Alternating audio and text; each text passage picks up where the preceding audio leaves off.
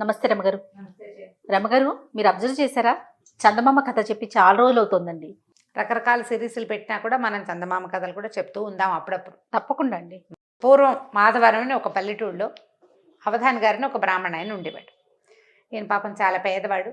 ఏదో యాయవారం చేసుకున్నాడు అంటే అందరి ఇళ్ళకి పొద్దుటిపూట వెళ్ళి అమ్మ ఈరోజు ముహూర్తం ఇది ఇది అని చెప్పేవాడు. చెప్తే వాళ్ళు ఏదో ఇస్తే కూరో కరివేపాకో బియ్యమో వడ్లో పప్పో బియ్యమో తెచ్చుకుని పోషించుకునేవాళ్ళు. ఈయనకి లోటు లేకుండా 3 మగపిల్లలు 3 ఆడపిల్లలు 6 సంతానం. సంతానానికి లోటు ఉండేది కాదు. పైగా అప్పుడు సంతానాన్ని ఆపే రోజులు కూడా కావు, అవి తెలీదు. సాలొచ్చి మానుకోవాల్సిందే తప్పిస్తే ఇంకా సంతానాన్ని ఆపటం ఇప్పటి రోజులు కావు కదా. ఏదో చిన్న జీవితం ఎలాగోలాగా ఉండేది. అట్లా అట్లా మీ పిల్లలు కొంచెం పెరుగుతున్న సమయంలో ఆయన కళ్ళు పోయినాయి. కంటి చూపుకి ఏదో సమస్య వచ్చింది. ఆయన కళ్ళు కళ్ళు చూపు లేదు. లేకపోయేసరికి ఏం చేస్తారు? ఎట్లాగొట్లా గెంటిచ్చారు. చివరికి ఒక పాత పూరిపాకు ఉంటే అది కూడా అమ్ముకోవాల్సి వచ్చింది. తర్వాత ఏం చేశారంటే ఆ ఊళ్ళో ఒక ధనవంతుడు, ఒక ఏమన్నాడు వ్యాపారస్తుడు వాకిట్లో ఒక పెద్ద ఇల్లు, ఓ పక్కన చిన్న పంచలాగా ఉంది. ఆ పంచలో నెలకి 4 రూపాయల వడ్డీ అద్దిచ్చి అక్కడ ఉండేలాగా ఏర్పరచుకున్నారు. ఇల్లు వాకిలి లేవు కదా. అదేలేండి. ఈ 6 పిల్లలు భార్య భర్త అక్కడ ఉండేవాళ్ళు. ఈయన కళ్ళు పోయినాయి. ఆయన ఇళ్ళంబడిపడి తిరగలేడు. ఆ ఊళ్ళో ఒక రామాలయం ఉంటే వీళ్ళు ఏం చేసేవాళ్ళు, రోజు పిల్లలు కానీ తల్లి కానీ ఎవరో ఒకళ్ళు ఆయన తీసుకొచ్చి ఈ రామాలయం దగ్గర కూర్చోబెట్టి ఒక గావంచ ఆయన ముందు పరిచి వెళ్ళిపోయేవాళ్ళు. సాయంకాలం మళ్ళీ తీసిపోయేవాళ్ళు అనమాట. పొద్దునే కాస్త అన్నం తినేసి వచ్చేవాడు ఆయన. వచ్చి ఇక్కడ కూర్చుంటే ఈ గుళ్ళోకి వచ్చిన భక్తులు పావలావో 10 పైసలో అరటిపండో లేకపోతే కొబ్బరి చిప్పో ప్రసాదం ఏదైనా చేస్తే అదో, అది కాకపోతే స్వయం పాకం ఇస్తారు. బ్రాహ్మడు కదా, ఎంత చెడ్డ పాపం. స్వయం పాకం ఇచ్చుకోవడానికి అవధాని గారు గుడి దగ్గర ఉంటాడు కాబట్టి అది పితృకార్యాలప్పుడు అట్లా ఏవో ఇచ్చేవాళ్ళు. పావలా 10 పైసలు పడేవి. దేవాలయంలో దండం పెట్టుకుని సాయంకాలం అయ్యేసరికల్లా పిల్లలో తల్లో ఎవరో ఒకళ్ళు వచ్చి ఈయన పడిన వస్తువులు మూట కట్టుకుని ఆయన చేతబుచ్చు తీసుకుపోయేవాళ్ళు. రోజు ఇట్లా కూర్చునేవాడు. ప్రతిరోజు దేవుడికి దండం పెట్టుకునేవాడు. ఏమిటి నా పరిస్థితి, కనీసం పిల్లలైనా ఎక్కి రావాలి కదా, ఆడపిల్లల పెళ్ళిళ్ళు ఎట్లా చేస్తాయి ఈ జీవితంతో అని దిగులు పడేవాడు. పెద్ద పిల్లల్లో 2 మగపిల్లలు కొంచెం పెద్దవాళ్ళు అయ్యారు. వాళ్ళు కూడా ఓ పావలా తెచ్చేవాళ్ళు ఏదో చిన్న పని చేసి. ఇంతమంది ఉన్నారు, 6-8 పొట్టలు నిండద్దు. ఇవి నిండాలి, పై సరుకులు కావాలి, మరి ఇంటి అద్దె ఇవ్వాలి, కష్టం కదా పాప. మరి అట్లాగే గెంటుతూ ఉండేవాడు. ఒకనాడు ఏమైంది, ఎవరు తనని తీసుకెళ్ళడానికి ఇంటి నుంచి చాలా లేట్ అయిపోయింది. ఆయన సాయంకాలం అయ్యేసరికి తీసుకెళ్ళిపోయేవాడు. చీకటి పడితే నడవలేడు కదా. అయితే ఎవరు రాపోయేసరికి నేను చూస్తూ ఉండగా ఏమైంది, ఆయన భార్య ఏడ్చుకుంటూ పరిగెత్తుకుంటూ వచ్చింది. ఏమిటి అంటే ఆవిడ ఏమందంటే, ఏమంటే ఏం చేయాలి, ఆయన డబ్బులు ఈ నెల మనం రెంట్ ఇవ్వలేకపోయాము, 2 నెలలు అయిపోయింది, ఈ కిందటి నెల ఇవ్వలేదు, ఈ నెల కూడా ఇవ్వలేదు, వాళ్ళేమో సామాన్లు అన్నీ బయట పారేశారు, అన్నీ బయటపడిపోయినాయి, ఇంక ఇప్పుడు ఏం చేస్తాము, మన పరిస్థితి ఇట్లా అయిపోయింది అని చూస్తే గావంచాలో 2 రూపాయలు 2 కాన్లు ఇవి ఉన్నాయి, 2 అరటిపళ్ళు, అంతకంటే ఏం లేవు. ఇవాళ భక్తులు కూడా లేరు. భార్య భర్త ఇద్దరు ఏడుచుకుంటూ దేవుడి దగ్గర దండం పెట్టుకుని మెల్లిగా ఇంటికి నడిచి వెళ్ళారు. సామాన్లు లేవు, ఆ పంచలో నుంచి బయట పారేస్తారు వాళ్ళ సామాన్లు. వీళ్ళకి అన్నం వండుకునే దిక్కు కూడా లేదు. ఇంటికి వెళ్ళాక ఏం చేశారు, అక్కడ దాకా వెళ్ళి బయటపడేశారుగా. ఆ ఎదురుగుండా ఓ చెట్టు, ఏదో పెద్ద చెట్టు ఉంటే దాని కింద ఒక గట్టు ఉంటే ఇవాళకి పొయ్యి ఇక్కడ పెట్టుకుని వండుకుందామని పిల్ల జల్ల అందరూ కలిసి ఆ సామాన్లన్నీ బయట విసిరేసినవన్నీ ఆ చెట్టు కింద కూర్చున్నారు. ఇంతలో ఏమైంది, చీకటి పడే వేళకి సాయంకాలానికి ఈయన తొందరగా తీసుకెళ్ళిపోతారు. రాత్రికి వచ్చే భక్తులు ఉంటారు కదా. ఈ సాయంకాలము ఇక్కడ హడావిడంతా చేసినటువంటి ఆ వ్యాపారస్తుడు, ఆ శెట్టి గారు ఎవరింట్లో అయితే వీళ్ళు అద్దెకున్నారో ఆయన గుళ్ళోకి వెళ్ళాడు. వెళ్ళేసరికల్లా పూజారి గారికి ఏదో చిన్న ఇబ్బంది వచ్చి ఆయన హారతి ఇవ్వకుండా ఇంటికి వెళ్ళాడు. ఈయన బయట కూర్చున్నాడు హారతి తీసుకుని వెళ్ళాలని. ఇంతలో ఏమైందంటే సీతారాములు ఇద్దరూ మాట్లాడుకుంటున్నారు విగ్రహాలు. సీతాదేవి, ఏమిటండి పాపం ఇతను చూడండి ఇట్లా ఉన్నాడు, వాళ్ళని చూస్తే బాధేస్తుంది, అవధాని రోజు వచ్చి కూర్చుంటాడు, పాపం భార్య కూడా ఏడుస్తుంది, ఆ పిల్లలతో ఏమైపోతాడు పిచ్చి బ్రాహ్మడు, పాపం గుడ్డివాడు కూడాను, కాస్త కరుణించవచ్చు కదా అన్నది. అనేసరికల్లా రాముల వారు అన్నట్టు, కరుణించకపోవడానికి ఏమిటి, ఏదో రకంగా అన్నం ఏర్పాటు చేస్తున్నాము, అతనికి కర్మశేషం, కర్మని అనుభవించవలసిందే అంటే ఆవిడ ఏమంటే కర్మలన్నీ తర్వాత చేయొచ్చు, తర్వాత కాలంలో అనుభవిస్తాడులేండి, కనీసం కాస్త డబ్బైనా ఏర్పరచండి అని పోట్లాడింది అనమాట. ఇంతకంటే కర్మానుభవం ఇంకేం చేయించాలి, పెద్ద సొంత ఇంట్లో నుంచి పంచలోకి చేర్చాం, పంచలో నుంచి రోడ్డు మీదకి చేర్చాం, అయిపోయింది ఇంకా కర్మశేషం, మీరెవరు చెప్తారో నాకు తెలీదు, ఇతనికి ఏదైనా ధనం వచ్చే ఏర్పాటు చేయండి అంతే అని చెప్పింది అనమాట సీతాదేవి. అనగానే సరే ఈయన ఏం చేశాడు, రాములు వారు ఆంజనేయ స్వామి ఎదురుగుండా కనపడుతున్నాడు. సీతారామ లక్ష్మణులు ఇక్కడ నుంచున్నారు, ఆయన ఆపోజిట్ ముందు లో ఉన్నాడు. ఆంజనేయ స్వామి ఆ. ఉంటాడు కదా. ఆంజనేయ స్వామికి, హనుమ విన్నావు కదా అమ్మగారి ఆజ్ఞ, 1,00,000 రూపాయలు ఏర్పాటు చేయి వీధ బ్రాహ్మడికి పాపం అంటే, అలాగే ప్రభు అన్నట్టు ఆంజనేయ స్వామి.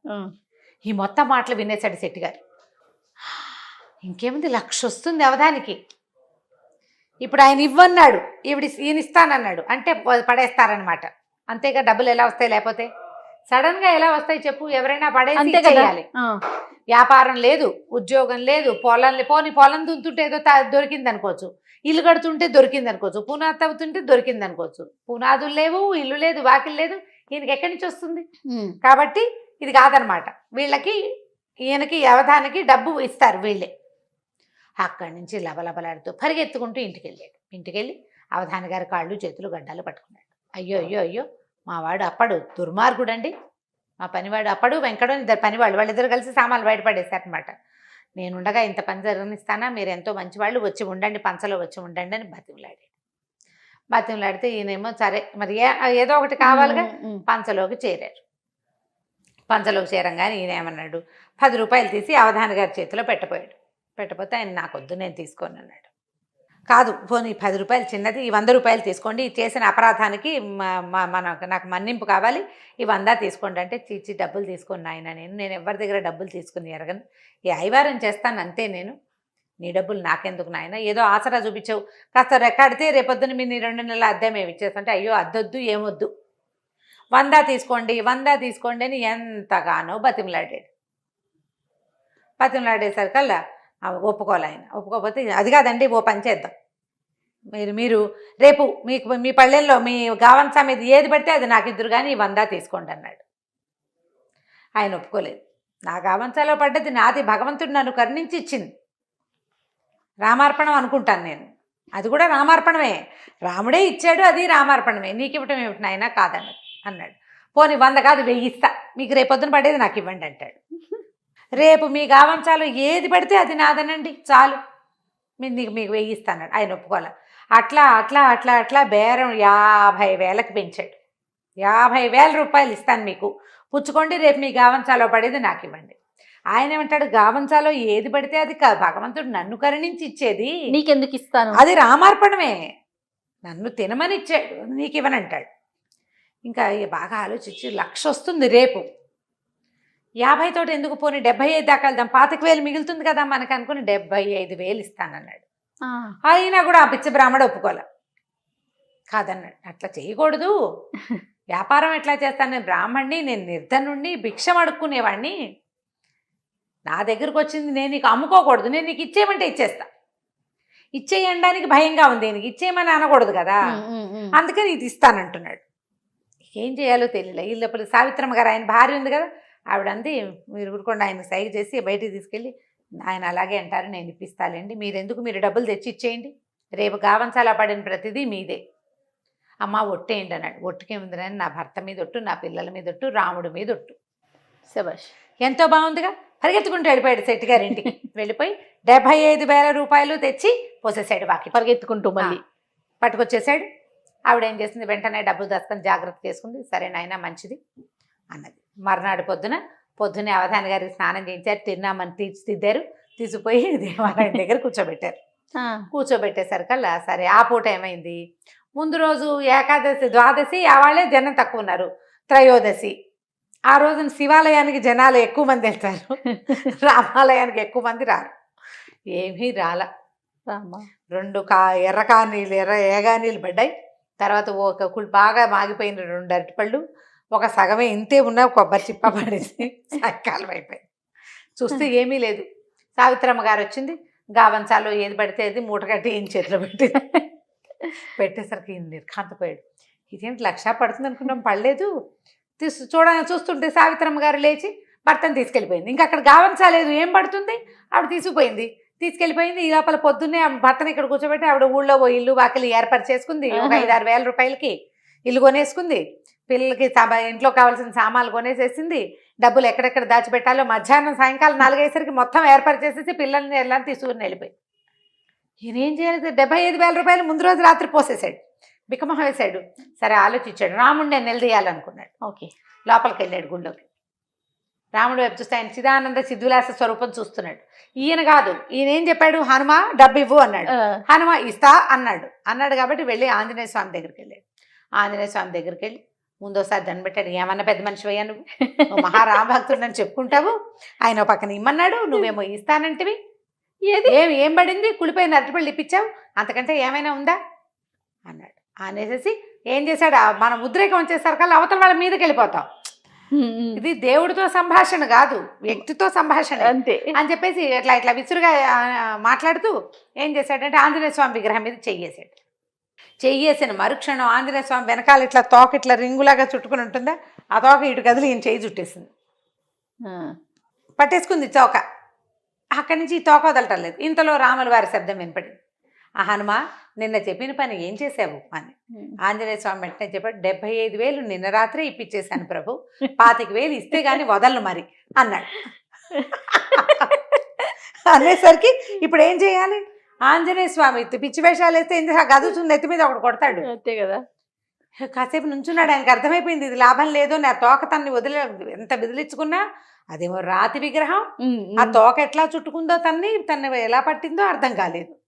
ఇక లబో దిబో కేకలు పెట్టాడు పూజారి గారు. అదేమిటండి అలా అయిందంటే అది అలా ఎట్లా అయిందో తెలీదు.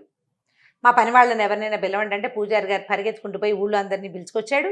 మరి ఇలాంటి వింత జరిగితే ఊరుకుంటారు, పని వాళ్ళని పిలుచుకొచ్చారు. ఒరే ఇంట్లో అమ్మగారిని అడిగి ఎనపెట్లో 25,000 రూపాయలున్నాయి, అవధాని గారింటికి పంపించి రండిరా అన్నాడు. ఓకే, ఇంకా వేరే దారిలో ఊళ్ళో జనం అంతా చూస్తూనే ఉన్నారు ఏం జరుగుతుందా అని. సరే వాళ్ళు పని వాళ్ళు ఇద్దరు పోయి అప్పడు వెంకడు అమ్మగారి దగ్గరికి వెళ్ళారు, 25,000 తీసుకున్నారు. అవధాని గారు ఇల్లు కొనుక్కున్నారు అక్కడెక్కడో, వాళ్ళు ఆ ఇంటికి వెళ్ళిపోయారు. అక్కడికి పోయి పరిగెత్తుకుంటూ అక్కడ డబ్బులు ఇచ్చేసామండి అని వచ్చి చెప్పాక తోక అప్పుడు తోక వదిలింది. జనం చూస్తుండగానే తోక వదిలిపెట్టింది అనమాట. బతుకు జీవుడా అని వెధవ ఆసిపోతానానికి నాకున్న ఆస్తి చాలదు, బ్రాహ్మడికి 100 రూపాయలు ఇద్దామని లేదు, 4 రూపాయల అద్దెకి వాళ్ళని రోడ్డు మీద పెట్టినందుకు కదా ఇది జరిగింది, ఈ 1,00,000 ఇవ్వాల్సి వచ్చింది. ఊళ్ళో జనమంతా చూశారు. ఇప్పుడు తన అవధాని గారికి డబ్బు ఇచ్చిన సంగతి అందరికీ తెలిసిపోయింది. దాంతో నోరు గట్టిగా మూసుకుని ఊరుకున్నాడు. బుద్ధి తెచ్చుకున్నాడు. మరి అంతే, బుద్ధి వస్తుంది క్రమంగా. కథ కంచికి మనం ఇంటికి. సూపర్ రమ్మగారు, చాలా బాగుంది కదా, ఎక్సలెంట్. ఇంకో స్టోరీతో మళ్ళీ కలుద్దామండి. నమస్తే. నమస్తే రమ్మగారు. నమస్తే. మంచి చందమామ కథ ఒకటి చెప్పుకుందామండి. చెప్తాం. గుణపాఠం కథ చెప్తాం. గుణపాఠం చెప్పటమా? పూర్వం కోసల దేశానికి మాధవర్మ గారని ఒక రాజుగారు ఉండేవాడు. ఈ రాజుగారు మహామూర్ఖుడు. ఆయన కొన్ని అర్థమయ్యేవి, కొన్ని అర్థం అయ్యేవి కాదు. ఏది అర్థమైందో ఇక దాని మీదే ఉండేవాడు. ఈయన మంత్రి మహాదురాశాపరుడు, అసూయాపరుడు కూడా. ఒక్కోళ్ళు అట్లా ఉంటారు కదా. అయితే ఈ పండితులు, కవులు, గాయకులు ఎవరైనా రాజుగారి దగ్గరికి వస్తే రాజు ఏదో వాళ్ళు ప్రదర్శన చేసేవాళ్ళు, విద్యా ప్రదర్శన ఇస్తే ఈయన దానికి 100 అబ్జెక్షన్లు చెప్పేవాడు. ఆ ప్రదర్శన అయ్యాక రాజుగారు వీళ్ళకి 100 వరహాలు ఇవ్వు, 1000 వరహాలు ఇవ్వు, అది ఇవ్వు, ఇది ఇవ్వు అంటే ఇచ్చేవాడు కాదు. ఎన్ని అడ్డంకులో పెట్టేవాడు. అయినా తప్పలేదనుకో, అప్పుడు అందులో ఇంచి కొంత లాగేసి ఏ 4వ వంతో వాళ్ళకి దఖలుపరిచేవాడు, ఇచ్చేవాడు కాదు. అదొక దుష్టబుద్ధి అన్నమాట. అయితే ఇలా ఉంటూ ఉండగా చుట్టుపక్కల ప్రజలకు తెలుసు. కాకపోతే రాజుగారే బేసిక్గా కొంత మూర్ఖుడు కదా, ఎవరు చెప్తారు, ఆయన ఎప్పుడేం చేస్తాడో తెలీదు. అవును. దాంతో ఊరుకునేవాళ్ళు. అట్లా కాలం గడుస్తుంటే ఒకనాడు ఒక పండితుడు ఒక ఆయన వచ్చాడు. ఆయన చాలా చక్కటి కవిత్వం అవి చెప్పగలిగే పాండిత్యం ఉంది. దాంతోపాటు ఆయనకి కళలు వాటి మీద విశ్లేషణ బాగా తెలుసు. ఒక్కొక్కళ్ళు చదువుకుంటారు కదా, స్వప్నశాస్త్రం అంటారు. అవునవును. కళ ఫలానా రకం కళ వస్తే ఏమిటి అని మనం కూడా కనుక్కుంటూ ఉంటాం. ఇలా కళ వచ్చింది, పీడకళ వచ్చింది, దేవుళ్ళు కనిపించారు, చనిపోయిన వాళ్ళు కనిపిస్తే ఎలా, అలాంటి వాటికి ఆయన సమాధానాలు చెప్పేవాడు. చాలా గట్టివాడు, అందులో మంచి పేరు. సరే ఆయన వచ్చి రాజుగారి దగ్గర బ్రహ్మాండంగా పద్యాలు చదివారు. చదివేసరికి రాజు చాలా సంతోషించి, బాబ్బా ఏం పాండిత్యం అండి మీది, ఎంతో బాగుంది అని మంత్రి ఈయనకి 100 వరహాలు ఇవ్వమని, బంగారు వరహాలు ఇవ్వమని చెప్పాడు. చెప్పేసరికి మంత్రి అన్నాడు, ఏముందండి ఇందులో, ఈ పద్యాలన్నీ పాతవేను, మా నాన్నగారు కూడా ఇలాంటి కవిత్వమే రాసేవాళ్ళు, మా నాన్న గొప్ప కవి మీకు తెలుసు కదా, మంత్రి గారు తండ్రి గారు గొప్ప పండితుడు, కవి, ఆయన చాలా పద్యాలు రాశారు, మా నాన్న చెప్పిన పద్యాల్లాగానే ఉన్నాయి, ఏముంది కొత్త ఇందులో.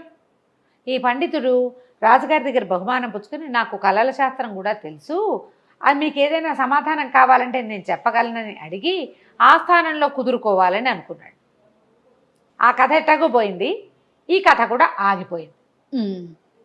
100 బంగారు నాణేలకి 10 కూడా చేతిలో పడేలాగా లేవు. ఆయన చాలా దూరం నుంచి కష్టపడి అప్పు చేసుకుని మరీ పాపం ఇక్కడికి వచ్చాడు. అప్పుగానే ఉంది. ఇక్కడ ఈయన చెప్పిన కవిత్వం పాత కవిత్వము కాపీ కవిత్వము అయిపోయింది. దాంతో ఆయన చాలా హతాశుడైపోయాడు. రాజు ఏం చెప్పబోయినా ఆ మంత్రి గారు వినలా. ఈయన ఏమనుకున్నాడు, ఇట్లా కాదు వీడితోటి దిగాలుగా తల వేళ్లాడేసుకుని బయటకు వచ్చాడు. ఎవరిని కలిస్తే వాళ్ళు ఆ మంత్రి ఆయన అంతేనండి, ఇంకో పెద్ద మంత్రి గారు అట్లాగే చేస్తాడు, ఇలాగే ఉన్నాడు, ఫలానా అప్పుడెప్పుడు ఇలా చేశాడు, ఫలానా ఇప్పుడెప్పుడు ఇట్లా చేశాడు, మా మేనమామని తెస్తే ఆయన ఎంత అవమానించాడు, జ్యోతిష్కులను అంతే, కవులను అంతే, గాయకులను అంతే, పండితులను అంతే, సాముగరిడీలు ఆడేవాళ్ళు, వాళ్ళు ఇదంతా గరిడి అంతా ఆడేశాక ఒక గంట అయిపోయిన తర్వాత ఇలాంటివి మా చిన్నప్పుడు చాలా చూసాం, ఇందులో కొత్త ఏముంది, దీనికి డబ్బెందుకు అంటాడు. డబ్బే రానివ్వడు. ఇంతేనంటే ఈయన చాలా దిగులుగా ఉండిపోయాడు. ఒక సత్రంలో దిగాడు. ఆలోచించుకుని 3వ రోజున 4వ రోజున మహారాజు గారి దర్శనం వాంఛించి వెళ్ళాడు. సభలోకి వెళ్ళి, ప్రభు నేను మీకు చెప్పాలనుకున్నాను, మొన్ననే వాళ్ళ సందర్భం రాలేదు, నాకు కళలు అవి ఫలితాలు స్వప్న ఫలితాలు అవి చెప్పడం వచ్చు. నిన్న చాలా పెద్ద కళ వచ్చింది నాకు. అందులో సాక్షాత్తు మన పెద్ద మంత్రి గారి నాన్నగారు వచ్చారు. ఏమిరా నా కవిత్వం కాపీ కొట్టి పాండిత్యం చూపించి నా పాండిత్యాన్ని కాపీ కొట్టుకుని, దాన్ని ఏమంటారు కాపీ కొట్టడానికి తెలుగులో, నన్ను అనుకరించి నా కవిత్వాన్ని దొంగిలించి డబ్బు చేసుకుందాం అనుకుంటున్నావా దుర్మార్గుడా అని కేకలేశారండి. మరి దానికి అపరాధానికి రుసుము చెల్లించవలసిందే నువ్వు అని చెప్పారు. ఆ రుసుము చెల్లించడానికి నేను సిద్ధంగా ఉన్నానంటే 100 వెండి నాణేలు మంత్రి గారికి ఇవ్వమన్నారు, మంత్రి గారే తనకు చేరుస్తారన్నారు. ఇలా కాలొచ్చిందండి. నేను 100 వెండి నాణేలు తీసుకొచ్చా మంత్రి గారికి ఇవ్వడానికి అన్నాడు.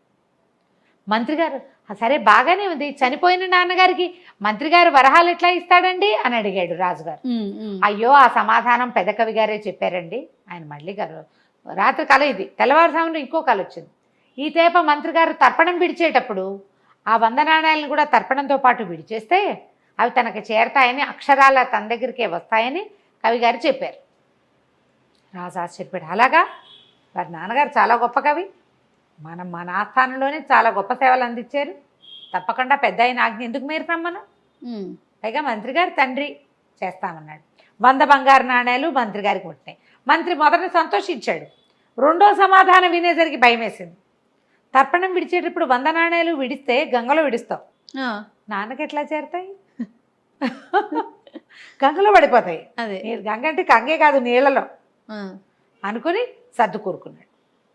ఈ లోపల మంత్రి గారి తండ్రిది ఆర్థికం వచ్చింది, వెళ్ళింది. మన సదరు పండితుడు గారు మళ్ళా రాజుగారి దర్శనంకు వాంఛించాడు. దర్శనానికి ప్రవేశపెట్టారు. మళ్ళీ పెద్ద కవి గారు కల్లోకి వచ్చారండి మంత్రి గారి తండ్రి గారు. దుర్మార్గుడా, నా డబ్బులు ఇవ్వలేదా నా కుమారుడికి అని కేకలేస్తున్నారండి అన్నాడు. రాజు ఆశ్చర్యపడి, అదేమిటి ఆ రోజే ఇచ్చావు కదా సభలో అందరూ చూస్తుండగా, ఏమండి మంత్రి గారు మీ నాన్నగారి తర్పణాలు విడవలేదంటే విడిచాను ప్రభు అన్నాడు. మరైతే వారికి చేరలేదుటండి, చేరలేదు అంటున్నారు, ఇప్పుడు ఎట్లా నేను విడిచానంటాడు ఈయన, ఇప్పుడు ఎట్లా అన్నాడు రాజుగారు. దాందేముందండి, మళ్ళీ కాలొచ్చింది నాకు, ఆయనే చెప్పారు ఆ డబ్బు తనకి చేరాలంటే మిమ్మల్ని ఒక యజ్ఞం చేయమని, ఆ యజ్ఞంలో యజ్ఞ పశువుగా మంత్రి గారినే స్వయంగా పెట్టమని, ఈయన వెళ్ళిచ్చి రావాలి. ఈయన ఎట్లా వెళ్తాడు, ఈయన వెళ్ళాలంటే ఇట్లా వెళ్ళాలి. అప్పుడు మరణించి చంపేసావు మంత్రి గారిని, చచ్చిపోమందావు, ఆయన నాన్న దగ్గరికే వెళ్తాడని గ్యారంటీ లేదు. అందుకని కవి గారు పండితుడు కదా, పెద్ద మంత్రి గారి తండ్రి మహాపండితుడు, ఆయన అందుకని ఏం చెప్పాడంటే దానికి ఒక విధానం ఉంది, యజ్ఞం చేయాలి రాజుగారు ఒకటి. అందులో యజ్ఞ పశువు అని ఒక పశువుని సెలెక్ట్ చేస్తారు, ఒక మేకని, ఒక గొర్రెనో, ఒక పశువు లేదా మన మేక కాబట్టి దున్నపోతు, అశ్వమేధం చేసినప్పుడు అశ్వం అలా పెడతారు కదా. యజ్ఞ పశువుగా ఏమో మంత్రి గారిని పెట్టుకోమన్నారు. మంత్రి గారి చేతిలో కనుక డబ్బులు పెట్టి పంపిస్తే వారికి లభిస్తుందిట అనగానే రాజుగారు ఒప్పుకున్నాడు. మంత్రి హతాశుడైపోయాడు. అయ్యో బాబోయ్, ఇంకేమైనా ఉంది, యజ్ఞ పశువుగా చేయటం అంటే ఏమిటి, ఊరికే ఏదో కూర్చోబెట్టడం కాదు, అంతేనా, పోయి రావాల్సిందే. ఈ పోయి రావాలంటే ఏం చేస్తారు, యూపస్తంభం అని ఒక స్తంభం పెడతారు. ఈ యూపస్తంభాల ప్రస్తావన కాళిదాసు కావ్యాల్లో కనపడుతుంటుంది, పాత కావ్యాల్లో మహాభారతం లాంటి చోట కూడా కనిపిస్తుంది. ఒక స్తంభం పాతి పశువుని దాన్ని కట్టేస్తారు మంత్రపూతంగా. 9 రోజుల పాటు హోమం చేయాలి. 9 రోజులు ఈ పశువు ఇక్కడే ఉంటుంది. ఇప్పుడు పశువు ఎవరు మనకి? సదరు మంత్రి గారు. అంతే. ఈయన అక్కడ కట్టేయాలి. 9 రోజులు యూపస్తంభానికి కట్టేసి ఉండటం తలుచుకోగానే కాళ్ళు గచ్చగచ్చగచ్చగా వణికిపోవటం మొదలుపెట్టి భయమేస్తోంది. ఏం చేయాలో తెలియలే. కాళ్ళ వేళ్ళ పడ్డా లాభం లేదు. మంత్రి రాజుగారు ఒప్పుకోడు. ఎందుకంటే తండ్రి గారు కవిత్వం తండ్రి లాంటిది అంటే ఒప్పుకున్నాడు. తండ్రి కల్లోకి వచ్చాడు అంటే ఒప్పుకున్నాడు. 100 వరహాలు తర్పణం అంటే ఒప్పుకున్నాడు. మరి ఇవన్నీ నమ్మినప్పుడు తండ్రి కల్లో కనబడి యజ్ఞం చేయమన్నాడు అనే విషయం కాదంటే ఎలా కుదురుతుంది? కుదరదు కదా. అందుకని ఏం చేశారు? యజ్ఞం స్టార్ట్ చేశారు. యజ్ఞం చేద్దాం, పెద్ద పండితుడు, ఆయన ఒక పండితుడు, గొప్ప కవి, ఆయన చెప్పినట్టు చేసేయాలి. ఇహ యజ్ఞ పశువుగా ఈయన కట్టారు. ఈయనకి పసుపచ్చ బట్టలు కట్టారు. పసుపులో తడిపిన బట్టలు కట్టి మెళ్ళో 2 వేపాండాలు వేలాడేసి చెట్టుకేసి రూపస్తంభానికి వేసి కట్టేశారు. లబో దిబో 3వ రోజు గడిచేసరికి హోమాలు జరిగిపోతున్నాయి. యజ్ఞం ఈయన నోరెత్తలేడు. కాళ్ళు ఉనికిపోవటం మొదలుపెట్టే చచ్చిపోయాను అనుకున్నాడు 3వ రోజుకి.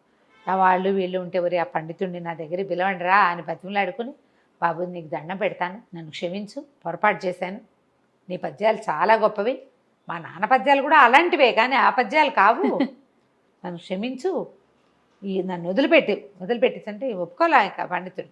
ఎట్లా వదిలిపెడతామండి? మీరు ఎంతమంది ఉసురు పోసుకున్నారో, ఎంతమంది మీ వల్ల ఏ ధన సహాయము లభించక ఈ ఊళ్ళో పడి చచ్చిపోయిన వాళ్ళు ఎంతమందో, లేచక్కపోయిన వాళ్ళు ఎంతమందో, వాళ్ళందరి ఉసురు తగలాల్సిందే కాదు మీకు.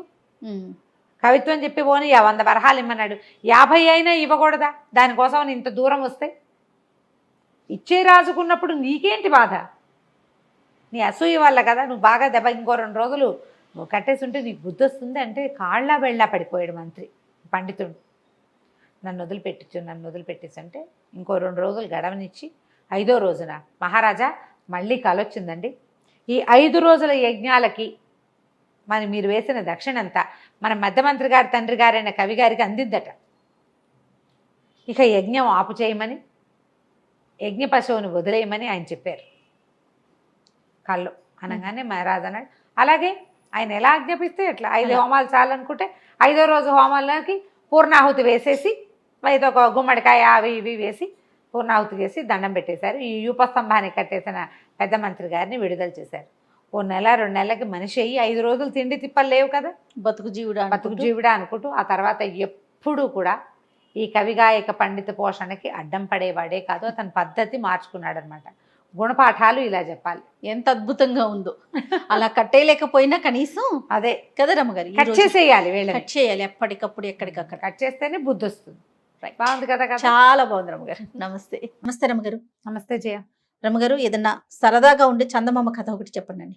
అత్యాస కథ చెప్తాను. చెప్పండి. పల్లెటూళ్ళలో ఇది వరకు బిచ్చగాళ్ళు ఉండేవాళ్ళు. ఇది ఎప్పటి సంగతో చెప్తున్నాను నేను. ఊర్లో ఒక బిచ్చగాడు అడుక్కుంటూ ఉండేవాడు. ఏదో రెక్కాడితే కానీ డొక్కాడదు. రెక్కాడటం ఎందులో చూస్తాం మనం? పని చేసుకుంటే పొట్ట పోసుకోవటం. ఇప్పుడు పని చేసుకునేవాడు కాదు బిచ్చగాడు, అది అడుక్కుని పొట్ట పోసుకునేవాడు. ఏ ఊళ్ళో ఏదైనా దొరికితే తినేవాడు. ఇక ఇల్లు వాకిలి ఏమీ లేదు, ఎక్కడ కుదిరితే అక్కడ పడుకునేవాడు. సరే ఏమైంది, ఒక ఊళ్ళో ఏదో అడుక్కున్నాడు, తిన్నాడు. తిరిగి వస్తూ ఉంటే ఆ పూట పెద్దగా ఏమీ దొరకలేదు ఆహారం, సాయంత్రానికి ఏమీ లేదు. దాని నుంచి ఇంకో ఊరు వెళ్ళాలి. ఆ ఊళ్ళో తిరిగేశాడు, ఇంకా ఆ ఊళ్ళో ఉండకూడదు, అట్లా తిరిగేవాడు అనమాట. ఆ 2వ ఊరికి అడవి వైపుకి ప్రయాణం చేస్తుంటే ఒక ముసలాయన కనిపించాడు. ఎక్కడికి ఏమిటని మాట్లాడుకున్నారు. ఎవరు తోడు లేరు అని చెప్పాడు. నేను ఉంటాగా తోడు, అందాక వస్తానులే పదబాబు అన్నాడు. ఆ ముసలాయన అన్నాడు, ఏమిట్రా నువ్వు ఇంత వీక్గా కనపడుతున్నావు, అంటే బలహీనంగా కనపడుతున్నావు, ఆహారం లేదా, ఇందా ఈ శనగ్గింజ తీసుకో అని ఒక శనగ్గింజ వీడి చేతిలో పెట్టాడు. బాగుంది. వీడన్నాడు, శనగ్గింజతో పొట్ట నిండుతుందా, కడుపు నిండుతుందా, కాలు నిండుతుందా బాబయ్య అన్నాడు. ఏదైనా నిండొచ్చురా, ఏదైనా నిండుతుంది, జాగ్రత్త పెట్టుకో నా మాట విని అన్నాడు. అనేసరికి వీడేం చేశాడు, ఏదో ముసలాడు అంత శ్రద్ధగా ఒక్క గింజ చేతిలో పెడితే పచ్చటిది, అదేంటి నల్ల శనగింజ కన్నా మన కాబూలి శనగలు ఉంటాయి కదా, పెద్ద గింజ అనమాట. ఆ గింజని దట్టిలో దోపుకున్నాడు. దోపుకుని ఊరు దాటాడు, అడవి దాటాడు. దాటేసరికల్లా కొంచెం చీకటి పడి 7 గంటల వేళ ఇంకో పల్లెటూరులోకి చేరాడు. ఓ వాకిట్లో ఒక ఆయన ఎవరో అరుగు మీద కూర్చొని పదాలు పాడుకుంటున్నాడు. కనబడ్డాడు. ఎవరు ఏమిటి అని కేకేశాడు. అడుక్కునేవాడిని బాబయ్య అన్నాడు. అనేసరికల్లా ఏ ఊర్రా అని అడిగాడు ఆయన. అదేదో ఊరండి అన్నాడు. పాపం మన ఊరు వాడు కాదు, ఈ ఊళ్ళో వాడికి తిండి తిప్పలు ఎట్లా కానీ, దారా ఏమైనా తిందు కానీ అని కేకేశాడు. కేకేసి అన్నం పెట్టించాడు. బాగుంది. పెట్టించేవాళ్ళమ్మ అప్పట్లో, పాత రోజుల్లో. నాకు కూడా తెలిసి నా చిన్నప్పుడు అవునా రమ్మగారు? పడుకునేవాళ్ళు అట్లా. ఇక చిలకడ దుంపలు అవి అమ్మటానికి వచ్చిన వాళ్ళకు కూడా అన్నం పెట్టేసేవాళ్ళు. టకుటమారాలు ఇవేవో చాటలు చేయటానికి దానికి వచ్చేవాళ్ళు. ఎవరో ఒకళ్ళు, ఇద్దరికి ముగ్గురికి కూడా, లేదా వాళ్ళ అమ్మ అన్నం వండుకుంటాం, కూర ఏంటంటే ముగ్గురికి నలుగురికి కూర, అంత ఆవకాయ, ఇంత మజ్జిగ పోసేవాళ్ళు. మా ఇంట్లో నుంచి కూడా బాగా వెళ్ళేవి జయ అట్లా. తినేసి వెళ్ళిపోతారు ఇంకా వాళ్ళు? తినేసి ఇక పడుకుంటారు, తెల్లారాకి వెళ్తారు. రాత్రి పడుకోవటం కూడానా? పడుకోవటం వాకిళ్లలో, అదే వాకిళ్ళలో నేను అనుకోండి. పడుకోవటమే. కానీ ఇప్పుడు అసలు ఎక్కడ పడుకోవటం 3 రోజులు మన ఊళ్ళో అందరి పౌడర్ డబ్బాని చాట తయారు చేసేవాళ్ళు వాళ్ళు. తెలుసా నీకు? నీకు నాకు అసలు తెలీదు. తెలీదు. ఈ పౌడర్ టిన్నులు, తర్వాత ఏమో ఈ కిరసనాయిల డబ్బాలు, వాటిని చాటలుగాను జల్లెళ్ళుగాను చేయటానికి కమ్మరం పనిచేసి కొంచెం కాల్చి చేయటం, తర్వాత సాగు కొట్టి సుత్తితో కొట్టి చేయటానికి చాలా మంది వచ్చేవాళ్ళు. వస్తే వాళ్ళకి ఏముంది, అన్నం వండుకునే వాళ్ళ బియ్యం కూడా వీళ్ళే ఇచ్చేవాళ్ళు. ఇలా వాళ్ళే ఎవరో ఒకళ్ళు, అదేలేండి. ఎవరింట్లో ఎక్కువ పని ఉంటే వాళ్ళు ఇచ్చేవాళ్ళు. ఊళ్ళో వాళ్ళందరూ వచ్చి అక్కడ చేయించుకునేవాళ్ళు. కత్తులు సానాలు చేయటానికి కూడా మనుషులు వచ్చేవాళ్ళు. ఇట్లా ఓ, వీళ్ళు పని చేసుకునేవాళ్ళు. బిచ్చగాళ్ళకు కూడా అట్లాగే అన్నం పెట్టేవాళ్ళు. వీళ్ళు పని చేసుకుని ఆ, 10 రూపాయలు సంపాదించుకుని వెళ్ళేవాళ్ళు. ఆ అన్నానికి ఇక్కడ ఉన్న ఊళ్ళో ఉన్న వాళ్ళ మీదే ఆసరా పడేవాళ్ళు. మా ఇంట్లో అలా ఇచ్చేవాళ్ళు, నాకు బాగా గుర్తు. ఓ, పల్లెటూర్లమ్మా, అదే. ఇది నా ఘనత కాదు, ఇది ఊళ్ళలో ప్రతి వాళ్ళకి తెలుస్తాయి ఇవి. పల్లెటూరు జీవితాలు, 50 ఏళ్ల క్రితం జీవితాలు తెలిసిన వాళ్ళకి ఆ, అందరికీ తెలిసిన వ్యవహారమే. ఇలా ఎవరైనా బాబయ్య రాత్రిపూట అన్నం దొరకలేదంటే ఎవరో ఒకళ్ళు, ఏముంది రేపొద్దుటికి ఉంచుకున్న అన్నం పడేసేవాళ్ళు, ఈ పూటకి అన్నం పెట్టేసేవాళ్ళు. అన్నం తింటే ఆ బయట ఎక్కడో గావంసా పరుచుకుని పడుకునేవాళ్ళు. పడుకోరా అన్నారు. అనేసరికల్లా సరే వాళ్ళ అరుగు మీద పడుకున్నాడు. పడుకునేటప్పుడు ఏం చేశాడు, ఈ నడుముకు ఒక దట్టి లాంటి తలక ఒకటి ఉంది కదా, అది మడత పెట్టింది ఎత్తి. వాళ్ళు చాప ఇచ్చారు, చింకి చాప కింద ఆ తలగుడ్డ కింద శనగ్గింజని పెట్టు పడుకున్నాడు. ఏమనుకున్నాడు, ఈ శనగ్గింజ ఏదో మహత్యం ఉంది దీనికి, లేకపోతే ఎవరైనా మనకి అడిగితే అన్నం పెడతారు, పిలిచి అన్నం పెట్టేవాళ్ళు ఉన్నారా? దారా తిందుగానని పిలిచాడు, ఊరా మజ్జిగ వేసి అన్నం పెట్టారు. నిన్నటిదో మొన్నటిదో ఒక స్వీట్ ముక్క కూడా వేశారు. హాయిగా ఎక్కడ చెట్టు కింద పడుకోకుండా అరుగు మీద పురుగు పుట్రా లేకుండా హాయిగా పడుకొని ఇచ్చారు. మహామహత్తు కలిగింది ఆ శనగ్గింజ గుర్తించాడు అని అనుకున్నాడు. ఇంతలో ఏమైంది, తెల్లవారేసరికల్లా ఇంకా ఇళ్లలో వాళ్ళు తిరగల, కోళ్ళు తిరుగుతాయి. తెల్లారేసరికల్లా కోళ్ళు తిరగటం మొదలు పెడతాయి. పొద్దున్నే అవతల ఆవిడ ఇంటి ఆవిడ లేచి పెరటి తలుపు తీసి ఉంటుంది. ఇంకా వీధి వాకిళ్ళు అవి తీల, ఈ గొడ్లకు పాలు తీయటాలు, కోడి బుట్ట తీయటాలు అవి చేస్తారు కదా, బుట్ట ఓపెన్ చేస్తే అవి తిరుగుతుంటాయి. ఆ తిరుగుతున్న కోళ్లలో ఒక కోడి, ఒక పూల కోడి టక్కు అవి ఇవి ఏరుకుని తింటూ, వీడి గుడ్డ ఇట్లా తలగుడ్డ ఇట్లా తీయగానే ఆ కింద కనపడిన శనగ్గింజలను లటక్కని తినేసింది. ఓహో, లబో దిబోమన్నాడు, మీ కోడి దొంగ మొహంది నా గింజ తినేసింది, అది మహత్తు కలిగిన గింజ, ఆయన ఎవరో మహానుభావుడు ఇచ్చాడు అని కేకలు పెట్టి గోల్ చేశాడు. ఇంట ఆయన అన్నాడు, ఏం చేతుండ్రా, పోని ఒక సేరు శనగలిస్తాను తీసుకో అంటే, కాదండి నాకు ఆ మహిమగల శనగ్గింజే కావాలి, ఆ గింజ వల్లే నాకు రాత్రి అన్నం పుట్టింది, నేనేదో ఒక సంచిలో పడేసిన అన్నం తినేవాడిని, ఆకేసుకుని అన్నం తిన్నా రాత్రి దానివల్లే, కాబట్టి నాకు కుదరదన్నాడు. అనేసరికి ఆయన విసుగుబుట్టి, ఏ కోడిరా నీ శనగింజ తినది అని అడిగి, ఆ తెల్లపోలు కూడా దాన్ని తీసుకుపోన్నాడు. వాళ్ళ ఇంట్లో బోళ్ళు కోళ్ళు ఉన్నాయి. ఈయన కోడిని వెంబడి పెట్టుకుని వెళ్ళాడు. కోడిని వెంబడి పెట్టుకున్నాడు. ఆ పూట వాళ్ళు వెళ్ళేటప్పుడు కాస్త చద్దన్నం ఏదో పెట్టారు, అది తినేశాడు. మరి అన్నం కూడా లభించింది. కోడి ఒకటి లభించింది ఎక్స్ట్రా, గింజ వల్ల కోడి వచ్చింది. బాగుంది. కోడిని మోసుకుంటూ పోయాడు, చంకలో పెట్టుకున్నాడు. దానికి కొంచెం మనం అలవాటు అవ్వాలి కదా, మధ్యలో ఎక్కడో పడుకున్నప్పుడు దాని కాలుకో తాడు కట్టి ఓ సన్నది గావంచాని పేని సన్నగా వచ్చే ముఖ చించి పేని తాడు కట్టి తన దగ్గరే ఉంచుకున్నాడు. సాయంత్రానికి ఇంకో ఊరు చేరాడు. ఈ ఊర్లో చాలా పెద్ద కమత ఉన్న ఒకళ్ళ వాకిట్లో కూర్చున్నాడు. కూర్చుంటే వాళ్ళు అన్నం పెడతామన్నారు.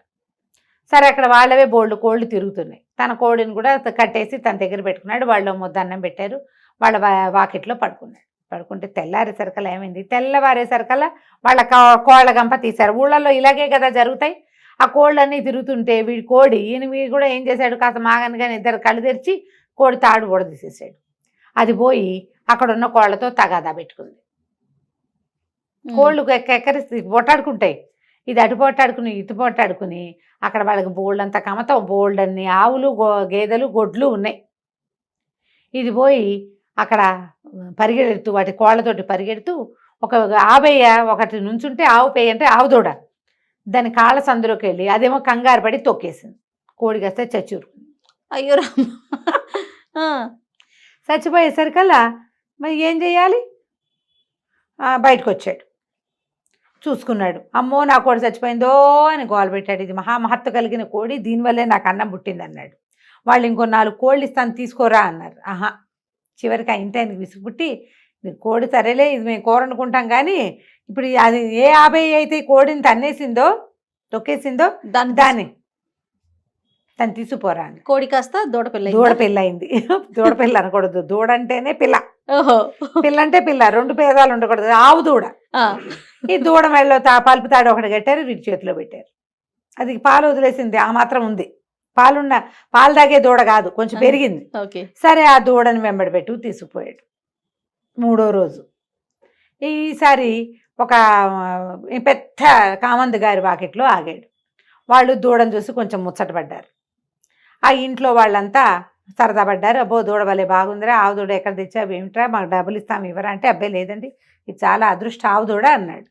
సరే వాళ్ళు కూడా ఆ దూడకు 2 గడ్డి పరకలేసి వాళ్ళు వీడికి అన్నం పెట్టారు. రాత్రి పొట్ట నిండిపోతుంది, ఎక్స్ట్రా వస్తున్నాయి.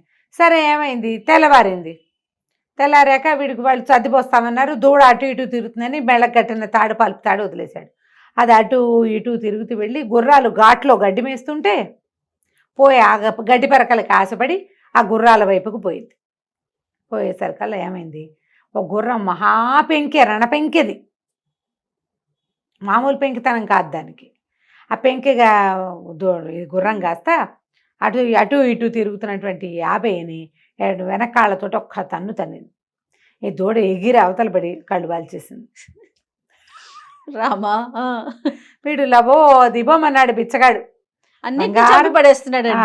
బంగారం అంటే 50 ఇటు అయిపోయింది, మేమేం చేతును అంటే, వాడు ఇంకో 50 ఇస్తాను రా, పోనీ ఇక్కడే ఉండు, నువ్వు పని చేసుకుందు కానీ అంటే, పనికి నేను చేయనండి, నాకు వచ్చినాయి ఇవన్నీను, హాయిగా అన్నం వస్తుంది అనేసరికాలు వాళ్ళకి విసుగుబుట్టి, మకురు గుర్రం ఇది ఎలాగో మాట వెందు చావదు, గుర్రాన్ని తీసుకుంటావురా అన్నారు. ఇంతుండే ఆవు దూడ ఎక్కడ, అంత ఎత్తుండే గుర్రం ఎక్కడ, గుర్రాన్ని ఎక్కడైనా అమ్ముకుంటే డబ్బులు వస్తాయి. సరే ఇది బాగానే ఉందని మరి గుర్రాన్ని తీసుకెళ్తానండి అన్నాడు. గుర్రాన్ని తీసుకుని నడిపించుకుని తీసుకెళ్తా మొదలుపెట్టాడు. ప్రతి వాళ్ళకి వీడి గుర్రం నచ్చుతుంది, ఎంత బాగుందో.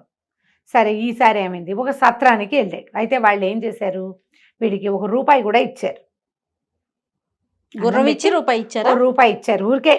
ఆ పూట అయితే ఆ రోజు ముందు రోజు అక్కడక్కడ అడుక్కున్న డబ్బులు కూడా ఉన్నాయి, వాడి దగ్గర డబ్బులు ఉన్నాయి కాస్త. ఓ సత్రం దగ్గర ఆగాడు. మరి ఇప్పుడు గుర్రానికి మాలిషు దాణా గీణా కావాలి. ఎవరి వాకిట్లోనే ఆగితే దానికి తిండి వాళ్ళేం పెడతారు? సత్రంలో అయితే తనకు అన్నం పెట్టి తన దగ్గర డబ్బులు ఉన్నాయి కదా, దానికి ఏదో దాణా పెడతారు అనుకున్నాడు. సరే ఏమైంది, ఈ గుర్రాన్ని ఓ పక్కన కట్టేశాడు, లోపలికి వెళ్ళాడు.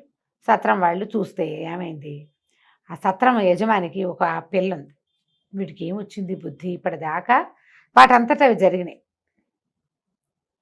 ఏదో ఒకటి చేసి ఈ సత్రం యజమాని మాయ చేస్తే వీళ్ళకు ఒక పిల్ల ఉంది, పిల్ల నుంచి పెళ్లి చేసి తన సత్రంలో ఉంచుకుంటారనుకున్నాడు. ఇప్పటిదాకా కాకతాళీయంగా జరిగినాయి, వీడికి ఆశ పుట్టేసింది. ఇప్పుడు ఆశ పుట్టి ఎలాగైనా ఈ గుర్రాన్ని ఏదో ఒకటి చేసైనా మీ వల్లే అయ్యిందని అనాలనిపించేసింది. సరే ఏం చేశాడు, మా గుర్రానికి దాణా భోజనం పెట్టండి, అవి పెట్టండి ఇవి పెట్టండి అన్నాడు. ఇతనికి ఒక కూతురు ఉంది కదా, ఈ పిల్ల కొంచెం యాక్టివ్ పిల్ల. అదేం చేసింది, ఓ చెరుగడ తీసుకెళ్ళి ఆ గుర్రానికి అందించింది. ఇది ఒక గట్టు మీద నిలబడి ఆ చెరుగడ అందించేసరికల్లా అదేదో ఇట్లా పొరపాటున దాని గొంతులో గుచ్చుకున్నట్టు అయింది. గుర్రం కాస్త మెడవాల్చేసింది. అది ఆరోగ్యకరమైన గుర్రం కాదు. ఇక వీడు అరిచరిచి కేకలు పెట్టి పోట్లాడాడు. ఇక మామూలుగా పోట్లాడ. సత్రం యజమాని కాదు, అతను గుమస్తా. ఆ సత్రం నడుపుతాడు, జీతం రాళ్ళకే పనిచేస్తాడు. ఏం చేస్తారు వాళ్ళు, గుర్రం ఇంకోటి కావాలంటే ఎక్కడి నుంచి ఇస్తారు, నాకు ఇంకో గుర్రం కావాలన్నాడు.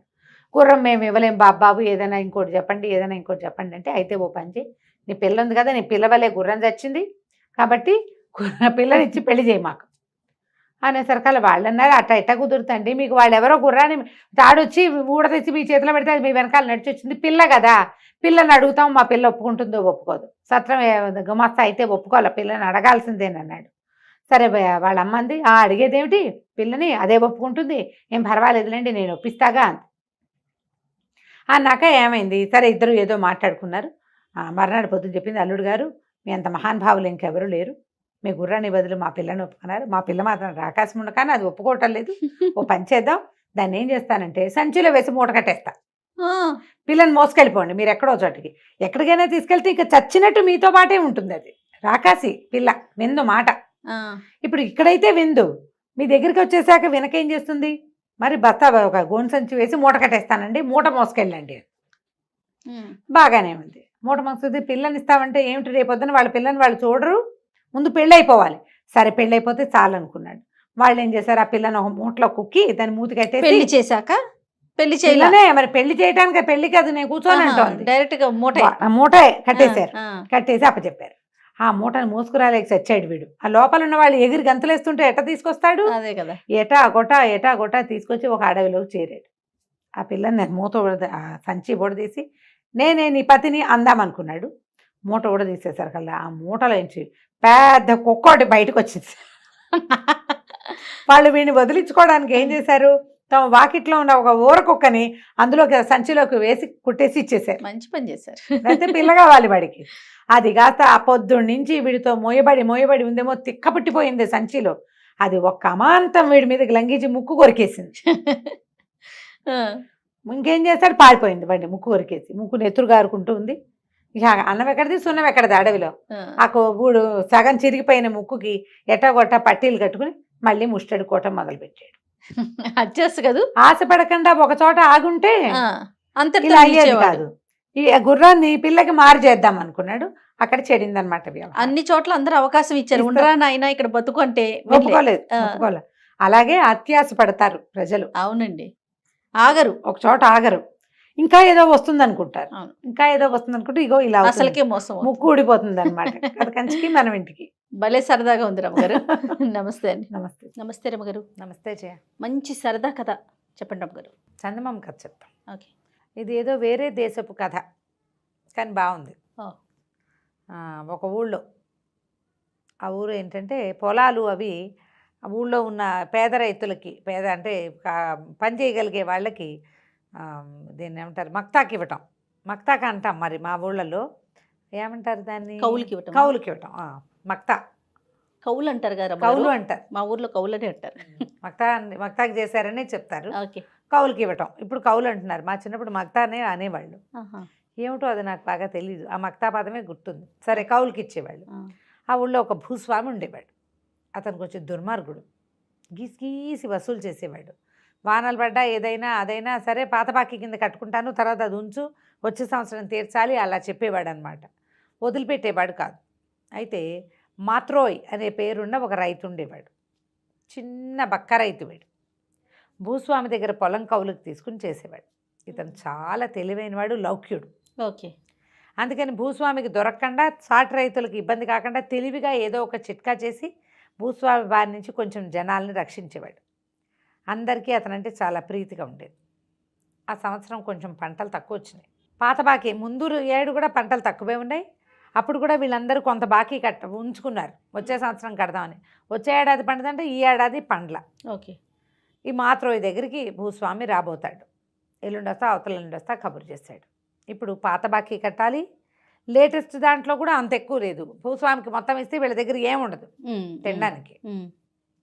సరే ఏమనుకున్నాడు, అడవిలోకి వెళ్ళి ఒక స్నేహితుడిని అడిగి వరే కొంచెం సహాయం చెయ్యి అని చెప్పి బాగా బలిసిన 4 కోళ్ళని, అడవి కోళ్ళని, 2 నక్కల్ని పట్టించాడు. 4 అడవి కోళ్ళని ఇంట్లో బంధించేసాడు, లోపల పెట్టేసుకున్నాడు. ఈ నక్కల్లో ఒక నక్కని చీకటి కొట్లో కట్టేశాడు. ఈ 2వ నక్కకి మెళ్ళలో తాడు కట్టి కుక్కని పుచ్చుకుని తిప్పుకుంటాను చూస్తావా, అట్లా చేత్తో పుచ్చుకుని ఉన్నాడు. అదే సమయానికి భూస్వామి వచ్చాడు. అయ్యగారు రండి రండి అన్నాడు. అనేసరికి ఆయన ఆశ్చర్యంగా చూశాడు. ఏమిటి సంగతి, అది ఇది పాత బాకీ అన్నీ తీర్చేస్తానండి, దాందేముంది, మీరు ఎల్లుండి రండి, మీరు వచ్చేసరికి చక్కగా మా ఇంట్లోనే భోజనం చేద్దురు కానీ మొత్తం డబ్బులు కట్టేస్తా అని. ఒరేయ్ నువ్వు వెళ్ళి 4 మంచి కోళ్ళు పట్టరా హాయిగారు ఎల్లుండి విందుకి అని చెప్పి మెడలో ఉన్న తాడు ఊడదీశాడు నక్కది. అంతకుముందే ఆయన అడిగాడు, ఇదేమిటి ఇట్లా పట్టు తిరుగుతున్నావు, అది పారిపోతుంది కదా అన్నాడు. నక్కని పట్టు తిరిగితే పారిపోతుంది అని. అదే ఏం కాదండి అన్నాడు. ఈ వాక్యాలు చెప్పాడు. ఇప్పుడు వెళ్ళి 4 బలిసిన కోళ్ళు పట్టరా, అయ్యగారికి ఎల్లుండి విందుకి అన్నాడు. అని చెప్పి దాని మెడలో తాడు తీసి దాని నడు మీద ఒక దెబ్బ కొట్టాడు. అది పరిగెత్తుకుంటూ బతుకు జీవుడా అని పారిపోయింది. నేను తెల్లబోయాడు. ఏమిట్రా నువ్వు, నక్క తెస్తుందా కోళ్ళు, దాని దారిని అది పారిపోతున్నాను. కాదండి, దీంట్లో ఒక మహత్యం ఉన్న నక్క ఇది, అది తీసుకొస్తుంది, పట్టుకొస్తుంది వాళ్ళు కోళ్ళని, మీరు వద్దురుగాని అన్నాడు. ఆయన ఆశ్చర్యపోయాడు. ఏమిటి నక్కని కోళ్ళని తెమ్మని పంపించాడా? నక్క కోళ్ళని పట్టుకొస్తుంది, పాయింటే, తింటుంది, అది వీడికెందుకు తెచ్చిస్తుంది? ఎల్లుండి వచ్చాడు. వచ్చేసరికి బలిసిన 4 కోళ్ళు ఉన్నాయిగా ఇంత దగ్గర, 4 కోళ్ళని వండించి మంచి మసాలా పెట్టి చక్కగా కూర వండించాడు. ఆ కూర వాసనలో ఆయన రాకముందే, ఇంట్లోకి రాకముందే వాసన వస్తుంది. మాత్రోయి మామూలు వాడు కోళ్ళని వండించేసేంత సీన్ లేదు వాడికి. ఇప్పుడు మొన్న ఒక నక్కని పంపాడు, ఒకవేళ అది కానీ తెచ్చిందా అనిపించింది దీనికి. లోపలికి వస్తూనే ఘుమఘుమలాడిపోతుంది ఇల్లంతా. భోజనాన్ని కూర్చున్నారు. ఏది ఆ నక్క, ఇక కోళ్ళు తెచ్చింది, దాన్ని కూడా తీసుకురా, అది కూడా మనతో పాటు తింటుంది అన్నాడు. అనేసరికల్లా లోపల నుంచి నక్కని తీసుకొచ్చాడు. 2వ నక్క ఉంది కదా, దాన్ని దాచాడు. ఈయనకేం తెలుసు 2 నక్కలు ఉన్నాయని. దాన్ని కూర్చోబెట్టి దానికి కట్టాడు, దానికి అన్నం పెట్టాడు. పెట్టేసరికల్లా ఆయన అన్నాడు, ఏమిట్రా ఇలాగే నిజంగా నక్క భలే తెచ్చింది, ఎలా నేర్పించావు ఏంటండి, ఇది ఒక మహత్యం గల నక్కండి, మరి ఇది అలాగే తెస్తుంది అన్నాడు. అనేసరికల్లా ఈయన ఏమన్నాడు, ఈ నక్కని నాకు ఇచ్చేద్దు అన్నాడు. 1000 తులాల వెండి ఇస్తానన్నట్టు. 1000 తులాల వెండి ఇస్తానంటే వీడు ఒప్పుకోలే. అబ్బే భలేవారండి, 1000 తులాలు వెండి ఏమిటి, మీ వెండి అక్కర్లేదు, మీ తాలూకు బాకీ పాత బాకీ అన్నీ తీర్చిపారేస్తాను నేను అన్నాడు. అనేసరికల్లా ఆయన ఒప్పుకోలే. బాకీదేముంది, పీడా పోయిరి, బాకీ లేదేం లేదు, నీకు నాకు బాకీ ఏం లేదు, అసలు 1500 తులాలు ఇస్తానన్నాడు. ఇతను నసిగి అదని అది కాదని ఇది కాదని పాత బాకీ మొత్తం రద్దు చేయించుకుని 1500 తులాల వెండి తీసుకుని నక్కని తాడిచ్చి చేతిలో పెట్టాడు, తాడు తెచ్చి. జమీందారు అది నక్కని పుచ్చుకుని తీసుకుపోయాడు ఇంటికి. అదే ఆయన భూస్వామి. తీసుకెళ్ళి ఇంటికెళ్ళి భార్యకి చెప్పాడు. ఏమేవ్ చూసావా ఎంత బాగా తెచ్చానో అన్నాడు. మాత్రం దగ్గర నుంచి డబ్బులు తెచ్చుకున్నారా లేదా అంది. డబ్బులు తేవటం ఏమిటి, నేను బ్రహ్మాండమైన నక్కని తెచ్చాను, ఇవాళ నేను తిన్న పీగల దాకా కోడి మాంసం, ఆ మాంసాన్ని ఇదే తీసుకొచ్చింది, ఈ నక్కే, కావాలంటేనా ఇప్పుడు పంపిస్తే పట్టుకొచ్చేస్తుంది అన్నాడు. ఆవిడంది, మీ మొహంలా ఉంది, నేను నమ్మను అంటే, కాదు నిజంగా, ఒరే నువ్వు వెళ్ళి అడవిలోకి వెళ్ళి 4 కోళ్ళు పట్టరా, మీ అమ్మగారిని నమ్మిద్దామని నక్క మెళ్ళలోంచి తాడోడు తీశాడు. అది బతుకు జీవుడా అని పారిపోయింది. 4 కాదు 14 రోజులు గడిచినా రాలా. మోసపోయామని అర్థమైపోయింది వీళ్ళకి. ఆయనేమో బాకీ కొట్టేశాడు, కాగితం చింపేశాడు, 1500 తులాల వెండి ఇచ్చేశాడు. ఈయన పోయి మళ్ళీ వాళ్ళ దగ్గర అడిగాడు, ఏరా నువ్వు అబద్ధం చెప్పావు, నక్కని దొంగ నక్కని తీసుకొచ్చి మాకు అంటగట్టావు, మరి 1500 తులాల వెండి కక్కు నాకు అన్నాడు. ఆయన కాగితం చింపేశాడు కాబట్టి ఇక మక్తా అడగలేడు, డబ్బులు అడగలేడు, కౌలు డబ్బులు. అవును, ఇది ఇవ్వమన్నాడు. అవి ఎక్కడున్నాయండి, అవి ఎప్పుడో అయిపోయినాయి, తినేసాం మేము, ఇంకా ఇన్నాళ్ళు ఉంటుందా వెండి, 15 రోజులు పట్టదు మాకు తినడానికి, మీ 1500 తులాలును అన్నాడు. అనేసరికల్లా సరే అయితే వీడిని పట్టుకోండి, కట్టేసేద్దాం, వీడి సంగతి చూద్దాం, ఆ నక్కని తెప్పించిస్తావా లేకపోతే ఇంకోటి చేస్తావా చూస్తాను నీ సంగతి అన్నాడు. అనేసరికల్లా ఇంకేం చేస్తారు, వీడు చెప్పాడు మాకుతో, అసలు చాలా మహత్యం కలిగిన నక్కండి, మీరు ఎలా చేశారో, ఏదో అపరాధం చేశారు అందుకే దానికి కోపం వచ్చింది అన్నాడు. అయినా సరే ఆయన ఒప్పుకోలేదు. తీసుకొచ్చి బాకెట్లో కట్టేశారు. చలిగా ఉంది. చలిగా ఉండేసరికి వీడిని గొయ్యి తీసి గోతులో కప్పెట్టేసేయండి అన్నాడు భూస్వామి.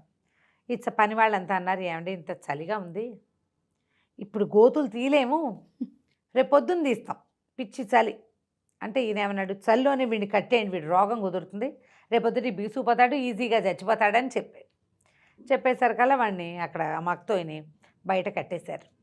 కాలుకో తాడు కట్టి వదిలిపెట్టారు. కాసేపటికి చలియటం మొదలుపెట్టింది.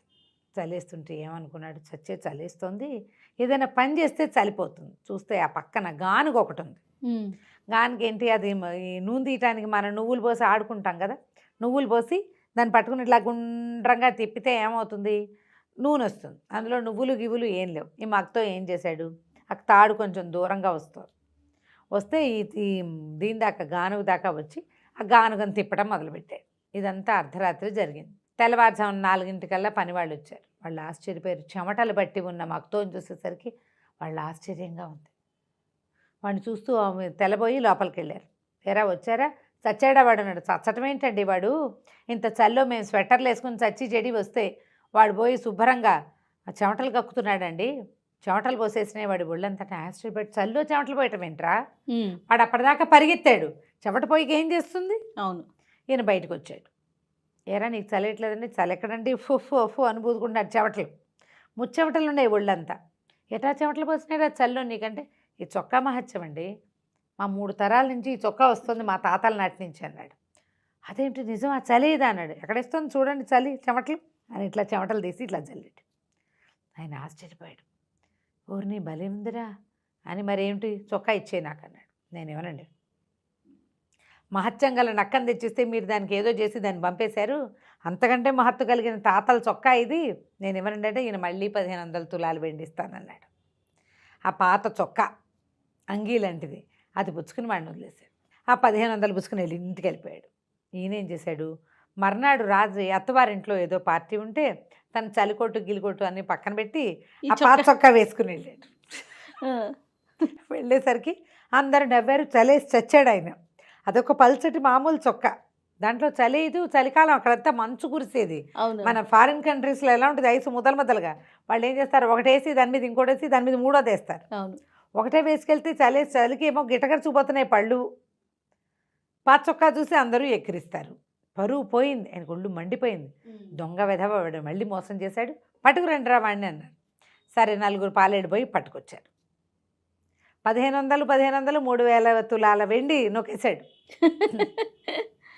ఈసారి ఏం చేశారు, నేను వీడిని ఇట్లా కాదని ఒక గోను సంచిలో కట్టేసి సముద్ర తీరాన ఒకటి ఎత్తుగా ఉంది వాళ్ళ ఇది, ఆ కొసకి ఒక చెట్టుకేసి కట్టేశారు. వాడిని పైనుంచి ఒక్క తాడుతో ఒక్క వేటితోటి దాన్ని ఆ సంచిని పడగొట్టేస్తే అది పోయి ఎగురుకుంటూ సముద్రంలో పడుతుంది, వాడికి శాస్త్ర జరుగుతుంది అని కట్టేశారు. కట్టేసరికల్లా వాడు ఏమన్నాడు, పాలేది కట్టడం, వీడిని లాక్కు రావడం, వాడు విదిలించుకుంటుంటే వాడిని కట్టడం, వీడిని ఎత్తి చెట్టు కట్టడం అని పనులు కదా.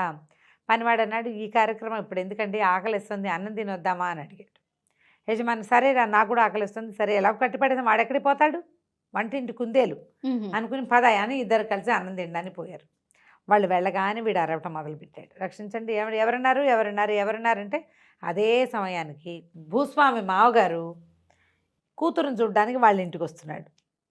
ఆయన సముద్ర తీరపు వైపు ఉన్న మెట్ల మీద నుంచి ఎక్కుతున్నాడు. ఆ గొంతు వినపడేసరికి ఎవరది అని కేకేశాడు. మక్తో గుర్తుపెట్టాడు, ఈ వాయిస్ ఎవరిదో గుర్తుపెట్టాడు. ఆయనకి భూస్వామి మావగారికి కొంచెం గూనుంది. బాబు రండి, దగ్గరికి రండి అని పిలిచాడు. చెట్టు కొసన కట్టేసి ఉన్నటువంటి వీడిని చూశాడు ఆయన. చెట్టుకో పక్కన కట్టేశారు ఇట్లా కిందకి, దాన్ని కొడితే వీడు పోయి చెరులో పడతాడనమాట సముద్రంలో ఎత్తుమించి. ఎవర్రా నువ్వు, ఎవరో కట్టేశారు నువ్వు ఏమిటన్నాడు. అదేనండి బాబు గూనుందండి, గూనికి రిపేర్కి ఏమో వైద్యుడు చెప్పాడు, ఇట్లా గోను సంచిలో వేసి వేళ్లాడేస్తే గూను తగ్గుతుందని చాలాసేపు అయింది, మా వాళ్ళు తినడానికి పోయారు, వైద్యుడు సలహా ప్రకారం కట్టేశారు, నాకు ఆకలిస్తుంది, ఎవరైనా దింపుతారేమోనని కేకేశానండి, వాళ్ళు ఎక్కడున్నారో కనపడక అన్నాడు. అనగానే ఆయన ఆశ్చర్యపోయి, నిజంట్రా గూను తగ్గుతుందంటే, ఏమోనండి తగ్గిందో లేదో నాకు తెలీదు, దింపండి చూద్దామన్నాడు. ఆయన ఏం చేసేట తాడు లాక్కెట్టారు కదా, ఆ తాడు దింపి వీడిని దగ్గరికి లాక్కున్నాడు. దగ్గరికి లాగి సంచిలోంచి తీస్తే టైం అని ఉంచున్నాడు కడ్డీలాగా. వాడు 30 ఏళ్ల కుర్రాడు. దాంతో ఈయన ఒరే నీ గూను లేదు రోయ్ అన్నాడు. అవునండి, ఒరే నన్ను కూడా కట్టేరా బాబు అంటే, కాదండి వైద్యుడు ఒప్పుకోడంటే, కాదు నీకు 1000 తులాలు వెండిస్తా అని చెప్పి ఆయన సంచి పుచ్చుకొచ్చాడు. సంచిలోంచి కేజీ ఉన్నటువంటి అది ఇంత వెండి ముద్దని ఎత్తి చేతులు పెట్టాడు. ఈ ముద్ద పట్టుకెళ్ళు, నన్ను ఇందులో కట్టి అనగానే వీడేం చేశాడు, ఆ ముసలాయన్ని అందులో కూర్చోబెట్టి కట్టేసేసి ఆ వెండి ముద్ద పుచ్చుకుని తన దారిని తను వెళ్ళిపోయాడు. భోజనం చేసి వచ్చినటువంటి భూస్వామి ఆయన పనివాడు ఇద్దరు కలిసి ఒకే ఒక్క కత్తివేటుకి ఆ సంచిలో ఉన్న మనిషిని సముద్రంలో పడేశారు. రామా ఇంకేం చేస్తారు, అయ్యింది. అక్కడి నుంచి ఏమైంది, ఒక 15 రోజుల పాటు వీడు కనపడలే. అయితే భూస్వామి మామగారు ఏమయ్యాడు అని వాళ్ళు వెతుక్కుంటూనే ఉన్నారు. ఆయన మోసుకొచ్చిన సంచి ఇక్కడే ఉంది, ఆయన ఏమయ్యాడో ఎవరికీ తెలియదు. ఆయన సన్యాసులో కలిసిపోయి ఉంటాడని భావించారు వాళ్ళు. ఓకే. 15 రోజుల తర్వాత భూస్వామి పొలాల దగ్గర చూడడానికి పోతే మొక్కజొన్న పొత్తులు కాల్చుకుంటూ మక్కుతో కనపడ్డాడు. ఊరి నీ దుప్పతేగా నిన్ను సముద్రంలో పారేసాం కాదట్రా, నువ్వు ఎటా బతుకొచ్చావంటే, నేను చచ్చిపోయానండి, నేనేం దయ్యాను గాను, స్వర్గానికి వెళ్ళాను, ఎంత బాగుందో అక్కడ స్వర్గంలో ఒక చక్కటి పిల్ల నుంచి పెళ్లి చేశారు, నిరంతరం పని చేసుకునేవాడికి నాకేం తోస్తుంది, అక్కడ ఎంతసేపు సారాయి తాగటం, ఆడపిల్లలు వాళ్ళు వీళ్ళు ఉంటారు, వాళ్ళని వెళ్ళి డ్యాన్సులు చూడడం, మనతో ఉన్న పెళ్ళంతో కాస్త అటు ఇటు తిరుగుతూ ఉంటాం, పని పాట ఏమీ లేవండి, నేనేమో నిత్యం పని చేసుకునేవాడిని, నా వల్ల కాదని ఏడ్చాను, ఆ స్వర్గంలో ఉన్న రాజుగారు సరే పోరా వెళ్ళు మీ కిందకి వెళ్ళిపో అని అన్నాడు. అందుకని నేను వచ్చేసాను, ఎవరైనా స్నేహితులు ఉంటే వాళ్ళని వెళ్ళి తీసుకుని వస్తుండ్రా అప్పుడప్పుడు అన్నారు అన్నాడు. అనేసరికి ఆశ్చర్యపడి నిజమా అన్నాడు. నిజమేనండి, నా పెళ్ళాం నాకు ఓ పిల్లనిచ్చి పెళ్లి చేశారు కూడాను. ఆ అమ్మాయి ఏమో నువ్వు ఇక్కడ ఉంటేనే నీతో ఉంటానంది, రేపు ఎప్పుడో వచ్చే వారం వెళ్తానండి, దాని పుట్టినరోజు ఉంది అన్నాడు. అనేసరికి ఆశ్చర్యపడి వీడు వెర్రి వెధవా ఇక్కడ ఏం ఉద్ధరించడానికి వచ్చాడు, హాయిగా 4 ఆడపిల్లలను పెట్టుకుని హాయిగా ఉండక అక్కడ 4 అబ్బాయిలు ఉంటే వాళ్ళతో ఉండొచ్చు కదా అని అనుకుని, ఏరా నేను నీకు మంచి స్నేహితుడిని కాదుట్రా అన్నారు. ఎందుకు కాదండి, మీరు చాలా మంచి స్నేహితుడు, మరి నీకు స్వర్గంలో ఉన్న రాజుగారు ఎవరైనా తీసుకురమ్మన్నాడు కదా, నన్ను తీసుకెళ్ళచ్చు కదుట్రా అన్నాడు. దానికేమండి, తప్పకుండా మా ఆవిడ పుట్టినరోజు వస్తుంది కదా స్వర్గంలో ఆవిడది, అప్పుడు వెళ్దాంలేండి అన్నాడు. సరే ఈ లోపల మరి నీకేం కావాలండి, ఏముందండి నాకు 1 ఎకరమే కదా పొలం ఉంది, 4 ఎకరాలు ఏమైనా ఇప్పించండి అంటే ఈయన ఏం చేశాడు, వాడింటికి వెనకాతలు ఉన్నటువంటి తన 4 ఎకరాల పొలాన్ని మక్తో పేరు మీద రాసి కాగితం చేతిలో పెట్టాడు. అని నువ్వైనా స్వర్గానికి వస్తావు, నీకెందుకురా పొలము అన్నాడు. నాకెందుకేమిటండి, నాకు అక్కర్లేదు, నేను అప్పుడప్పుడు వస్తా, ఇప్పుడు మీతో వస్తానా, ఓ 20 రోజులు ఎంజాయ్ చేస్తానా మీతో పాటు, మళ్ళీ వస్తామా, మరి 20 రోజులు మా ఆవిడ పిల్లలు తినద్దా నేను ఉండపోతే, మా నాన్న మా అమ్మ మా మేనత్త వీళ్ళంతా ఏమైపోతారు, నేను వెళ్తూ వస్తూ ఉంటా కదా, లేదు 4 ఎకరాలు ఉంటే మా నాన్న మా ఆవిడ కలిసి సాగు చేసుకుంటారు, బాగుందిగా ప్లాను. సరే 4 ఎకరాలు రాసేసాక మాతో ఏం చేశాడు, ఒక చెక్క పడవ ఒక పింగాణి పడవ చేయించాడు. జమీందారు కోటి తన కోటి. సరే అక్కడి నుంచి తన పడవలో తనెక్కాడు, ఆయన పడవలో ఆయన ఎక్కించాడు. ఇద్దరు పడవలు తెడ్లేసుకెళ్తున్నారు. ఎక్కడి దాకా వెళ్ళాలి, ఎక్కడి నుంచి మాకుతో పైనుంచి పడి సముద్రంలో పడి చచ్చిపోయాడో అని అనుకుంటున్నారో అక్కడ దాకా వెళ్ళాలి. మరి దూకితే బాగుంటుంది, దూకితే చచ్చిపోతాం, చచ్చకుండా వెళ్ళాలంటే ఇలా వెళ్ళాలి ఈజీగా. మరి కష్టం కదా, చచ్చిపోవడం అంటే కష్టం, భూస్వామికి అది ఇష్టం లేదు, చక్కగా పడవకి వెళ్ళిపోతే బాగుంటుంది. 2 పడవలు పుచ్చుకుని ఆ సముద్రం మధ్యలోకి పోయారు, చెరుకో పడవ వేసుకుని. వెళ్ళాక ఏం చేశాడు, ఈ మక్తో టక్కు తన చెక్క పడవ మీద కొడుతున్నాడు. ఏమిట్రా కొడుతున్నాడు అంటే, దేవదూతలు వస్తారండి ఇలా కొడితేనే అన్నాడు. అనేసరికల్లా ఆ సభ ఎవ్వరూ రాల, భూస్వామి ఆగలేకపోతున్నాడు. ఆయన ఏమన్నా అంటే, ఒరే నీ చెక్క పడవ మీద డంగమని ఏం శబ్దంరా, నా పడవ మీద కొట్టు టింగ్ టింగ్ అని మంచి శబ్దం వస్తుంది అన్నాడు. అనగానే వీడి తెడ్డి పెడేయాలమని 2 దెబ్బలు కొట్టేసరికల్లా టింగ్ మంటంతో పాటుగా పడవ పగిలింది. భూస్వామి భూస్థాపితం అయిపోయాడు, జలంలోకి వెళ్ళిపోయాడు, నీళ్ళల్లోకి. ఎంతసేపటికి పైకి రాలేదు. పాపం స్వర్గారోహణ జరిగిపోయింది అనుకుని మాకుతో వెనక్కి తిరిగి వచ్చేసాడు. అందరూ భూస్వామి ఏడి అని అడిగారు, కానీ ఇతన్ని ఎవరు అడుగుతారు, ఇవన్నీ రహస్యాలు కదా. ఆయన కనపడలేదు, భూస్వామి గారు కొడుకు చిన్నవాడు కాబట్టి వాడి రాజ్యం వచ్చేటప్పటికి ఈ కాలం ఎలాగో మారిపోతుంది. మక్తోకి 4 ఎకరాల పొలం సొంతానికి ఏర్పడింది, హాయిగా వాడి దారిని వాడు ఉన్నాడు, కథ కంచికి మనం ఇంటికి. ఈ రోజుల్లో కూడా ఉంటే ఎంత బాగుండో. అవును కదరమ్మ గారు. రైట్ అండి, నమస్తే.